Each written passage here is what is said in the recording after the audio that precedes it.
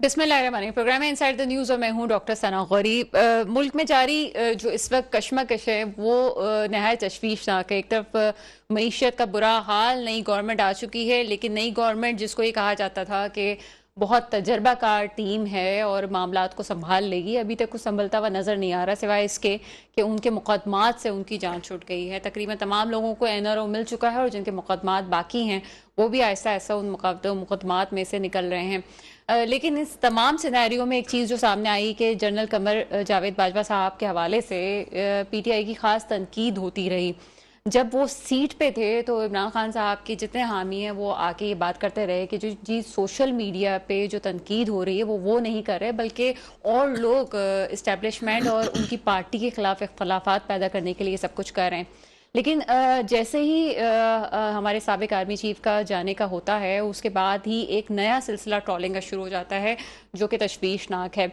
इदारे ने पहले ही कह दिया कि उसको सियासत में ना घसीटा जाए, लेकिन उसके बावजूद अभी तक बाजवा साहब के खिलाफ तहरीक इंसाफ के आने वाले बयानात, उनके जो लीडर्स हैं उनके बयान ख़त्म नहीं हो रहे। खुद इमरान खान साहब भी बाजवा साहब के जाने के बाद कुछ बयानात खुल के दे चुके हैं।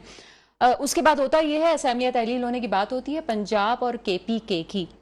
पहले भी ये बात होती रही कि अगर असम्बलियाँ तहलील होती हैं तो पंजाब में खातिर ख्वाह नताइज शायद इमरान खान हासिल ना कर सके, हाँ केपीके में हासिल कर सकते हैं। शहबाज शरीफ साहब ने कहा कि असम्बलियाँ तहलील हो भी जाती हैं तब भी आगे जो सिलसिला है वो हो सकता है कि आगे इंतखाबात तक ज़िमनी इंतखाबात को मुअत्तल कर दिया जाए। ये भी एक सूरत हाल थी। कहानी में ट्विस्ट उस वक्त आता है जब मोहन इलाही साहब और परवेज़ इलाही साहब दोनों ये बयान देते हैं कि इमरान खान साहब का साथ देने के लिए जब बाजवा साहब ने कहा था। ये उस वक्त बयान देना कि जब असम्बलियाँ तहलील होने की बात की गई है काफ़ी मायने खेज़ है। ये बयान क्यों दिया गया, ये भी कहा जा सकता है कि जरदारी साहब जिनको मफाहिमत का बादशाह कहा जाता है, उनके लाहौर में ढेरे काम आ गए। उन्हें जो पॉलिटिकल चीज़ें सामने आई उसमें लगता है कि वो कहीं ना कहीं कामयाब हो गए हैं। असम्बलियाँ तहलील होने वाली बात इस वक्त दब जाएगी अगर पहले ही फेस में काफ लीग की तरफ से ये बयानात आते हैं कि वो बाजवा साहब के हक में बात कर रहे हैं और इमरान खान साहब के अगेंस्ट बात कर रहे हैं कि जो भी कुछ किया गया वो गलत किया गया, ऐसा नहीं होना चाहिए था। सारी सूरत हाल अपनी जगह, लेकिन फ़ौज जब ये कह चुकी है कि उसने एक वक्त में आके ये फैसला किया था कि वो न्यूट्रल रहेगी, तो फिर बाजवा साहब ने जब काफ लीग को कहा तो ये उस वक्त के बाद की बात है कि आप खान साहब के साथ दें। शायद वो रिजीम चेंज करने वाली बात बहुत पीछे रह गई। शायद ये था कि चेक एंड बैलेंस किया गया कि कौन किसके साथ है और कितनी पार्टीज़ क्या कर सकती हैं। ये भी न्यूट्रल होने की एक बात हो सकती है। लेकिन इस तमाम सिनेरियो में इस वक्त इमरान खान साहब का ने जो पत्ता फेंका था, इस वक्त जो कार्ड इस्तेमाल किया था, वो कार्ड इस वक्त डामाडोल होते हुए नज़र आता है। कुछ दिनों पहले तक तो ये कहा जा रहा था कि इमरान खान साहब का ये आखिरी वार बहुत ज़्यादा अहमियत रखता है। यकीनन इस बार ने नून लीग की गवर्नमेंट को, पीडीएम तमाम समेत और पीपल्स पार्टी को हिला के ज़रूर रख दिया था। लेकिन काफ लीग के बयानात ने, मोहन इलाही साहब के बयानात ने, उसके बाद परवेज़ इलाही साहब ने उनका साथ दिया, ये नहायत अहम है। आगे जो चीज़ें आ रही हैं वो ये आ रही हैं कि कुछ काफ लीग के मेम्बरान जो हैं वो चौधरी शुजात साहब का साथ देने के लिए आगे बढ़ गए हैं। ये भी एक सूरत हाल तशवीशनाक उस वक्त हो सकती है कि अगर असम्बलियाँ तहलील होने की बात होगी तो आगे क्या होगा। इन तमाम सिनेरियो पे हम बात करेंगे। मेरे साथ इस वक्त मौजूद हैं मोहतरमा मुसरत नियाज़ी साहिबा, आपका ताल्लुक पीपल्स पार्टी से है। मैडम, प्रोग्राम में आपको वेलकम करते हैं। Thank you. इंट्रोडक्टरी पार्ट आपने सुना। क्या समझती हैं इस वक्त असम्बलियाँ तहलील होने की बात होती है, परवेज़ इलाही साहब का एक सियासी बैकग्राउंड है, ये बात पहले भी कही जा रही थी कि वो लॉन्ग टर्म फैसले पे बिलीव रखते हैं, बहुत शॉर्ट नहीं कह सकते। और उन्होंने एक वक्त में आके बयान दिया कि इमरान खान साहब मुझे कहेंगे तो मैं 1 मिनट में असेंबली तोड़ दूंगा। लेकिन साथ ही अचानक हम आज उनका बयान देखते हैं कि उन्होंने बिल्कुल कहा कि जी ये बयान उनके मुखालिफ तो नहीं था असेंबलियाँ तोड़ने के, लेकिन इंटायरली इमरान खान से डिफरेंट सियासत करते वो नज़र आ रहे हैं। क्या समझती हैं इस सिनेरियो पे? बिस्मिल्लाहिर्रहमानिर्रहीम। थैंक यू सना।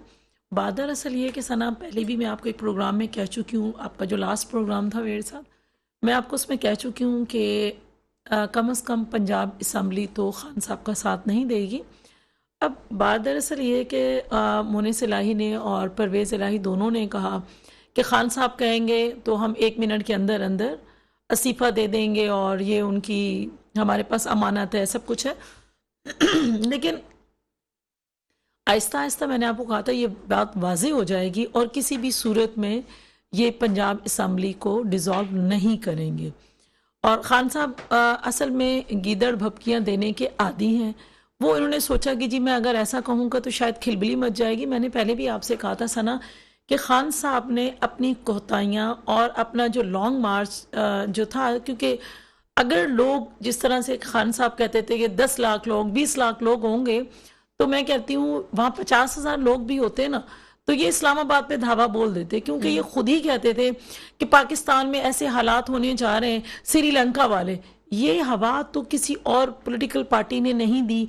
ये सिनेरियो जब भी आया, ये पीटीआई के जितने भी लीडर्स हैं, चाहे वो असद उमर थे, खान साहब खुद थे या दीगर जो थे, ये सब इसके तरह कहते थे कि पाकिस्तान जो है ना श्रीलंका के डगर पे चल रहा है और उस तरह से हालात आ सकते हैं। तो जब उन्होंने देखा कि मेरी पल्ले कुछ नहीं रहा, तो खान साहब ने कहा कि चलें एक नया पत्ता या एक नया शोशा छोड़ देते हैं। और जब खुद इक़्तिदार में थे खान साहब, तो सना ये अपोजिशन वालों से कहते थे मैं हाथ मिलाना पसंद नहीं करता, ये करप्ट लोग हैं। आज बकौल इनके जो करप्ट थे वो इतने अच्छे कैसे हो गए कि खान साहब जो है ना उन्हें कहते हैं कि जी बैठ के बात कर लेते हैं और चलें जी, कोई ऐसी गलत बात नहीं है कि अगर आप बात करना चाहते हैं तो तमाम पॉलिटिकल पार्टी जो है ना वो डेमोक्रेटिक हैं और वो चाहेंगी बात करें, ऐसा बिल्कुल हरगिज हरगिज नहीं है। लेकिन एक तरफ तो आप धमकी दें कि जी पहले आप इलेक्शन का अनाउंस करें और देन मैं बात करूंगा, तो खान साहब की ये भूल है।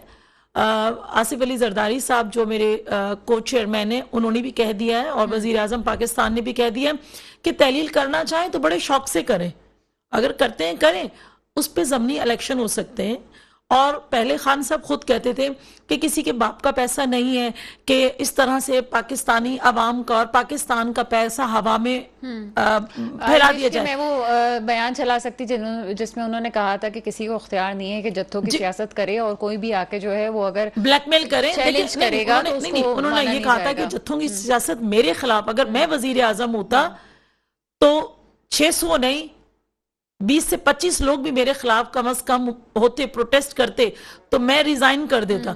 तो बात दरअसल ये कि बेशक उनका हक है, उनका राइट है, सियासी राइट है कि वो जो प्रोटेस्ट करें, सब कुछ करें, उससे हम नहीं मना करते, लेकिन कम अज कम मुल्क के अंदर फिर इस्लामाबाद पे चढ़ाई, जब वो खुद थे तो कहते थे कि नहीं होना चाहिए, लोगों के लिए मसले मसाइल।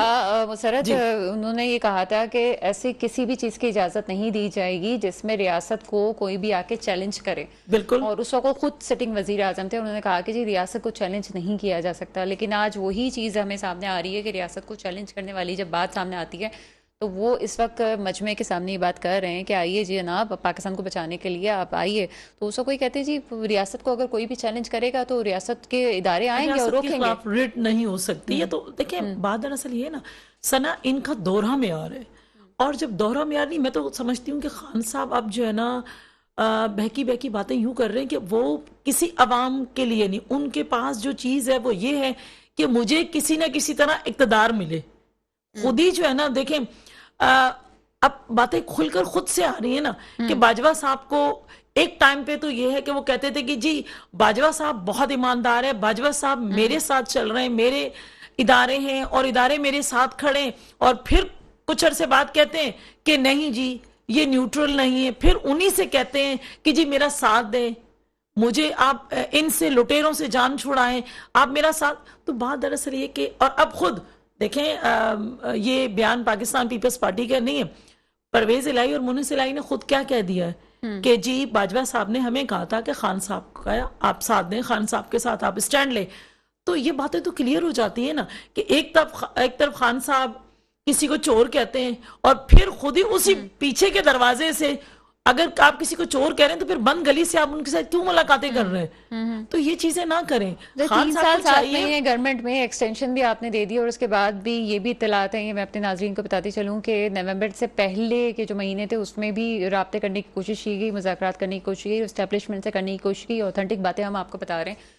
लेकिन वो भी, ये भी आपको हम ऑथेंटिक बात बता रहे हैं कि जो राब्ते किए गए वो भी इस्टेब्लिशमेंट की तरफ से, इमरान खान साहब से नहीं किए गए थे, बल्कि पार्टी की तरफ से, और कुछ लोग बीच में आए थे जिनका नाम मैं नहीं लेना चाहती, उन्होंने ये राब्ते करवाने की कोशिश की थी। लेकिन उसके बाद ही जो है वज़ीराबाद वाले वाक़े के बाद से कोई राब्ता नहीं हो सका और उसके बाद ये सारी सूरत हाल रही। लेकिन ये वही जनरल जावेद कमर बाजवा साहब हैं जिनकी एक्सटेंशन खुद ऑफ़र कि इमरान खान साहब ने कि अगर मामला सुधरते हो तो हम एक्सटेंशन देने के लिए तैयार हैं। ये भी ऑन रिकॉर्ड चीज़ें हैं जो खान साहब जिसका एतराफ़ कर चुके हैं। लेकिन इस वक्त मुसरत मुझे ये समझ नहीं आता कि मकबूलियत के इस वक्त ग्राफ पे हैं, टॉप ग्राफ पे, इस पे तो हम इनकार नहीं कर सकते। और मकबूलियत के जब टॉप ग्राफ पे हैं इस वक्त, तो इस वक्त यकीनन वो चाहेंगे कि इलेक्शन की तरफ जाएं। लेकिन बहुत सारी ऐसी चीज़ें हैं जो आवाम को भी सोचने की ज़रूरत है कि सियासत किस तरफ जा रही है। यहाँ पे एक ब्रेक हुआ है, ब्रेक के बाद मज़ीद इस मौजू पे बात करते हैं।